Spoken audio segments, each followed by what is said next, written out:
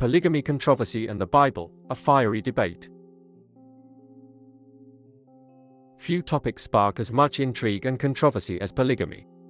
From ancient kings with multiple wives to modern-day legal battles, the practice of polygamy has been both praised and condemned across cultures and religions. At the heart of this debate is the Bible itself, a sacred text that not only recounts the lives of men with many wives but also sets the foundation for monogamous ideals. How could a text so foundational to millions of believers condone polygamy in some places, while seemingly condemning it in others? This contradiction fuels a fiery discussion on what marriage was meant to be, and how these ancient practices should be interpreted today. From Genesis to Revelation. The Bible's narrative on polygamy begins in the Old Testament, where towering figures like Abraham, Jacob, and King David maintained multiple wives. These men, revered as heroes of the faith, appear to contradict the modern ideal of one man, one woman.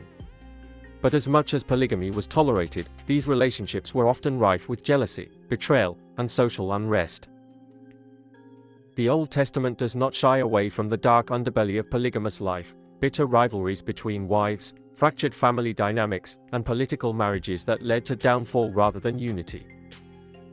In contrast, the New Testament shifts the focus to monogamy, particularly in the teachings of Jesus and the Apostle Paul, who highlighted the spiritual bond between husband and wife. The biblical endorsement of monogamy in Christian leadership, 1 Timothy 3 verse 2, and Jesus' reaffirmation of the Genesis creation story, Matthew 19 verses 4 to 6, laid the groundwork for Christian rejection of polygamy in the centuries to come. A heated conclusion. Polygamy may be an ancient practice, but its embers still smolder in modern debate. Was the Bible simply accommodating the cultural norms of its time, or did it quietly condemn polygamy by showing its disastrous effects?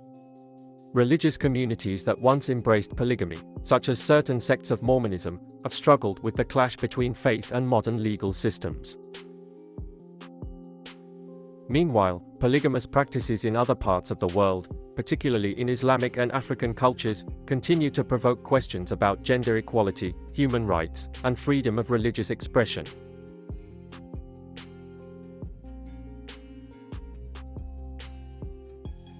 The Bible's portrayal of polygamy forces us to grapple with uncomfortable questions. Is polygamy inherently wrong, or does its morality depend on cultural context?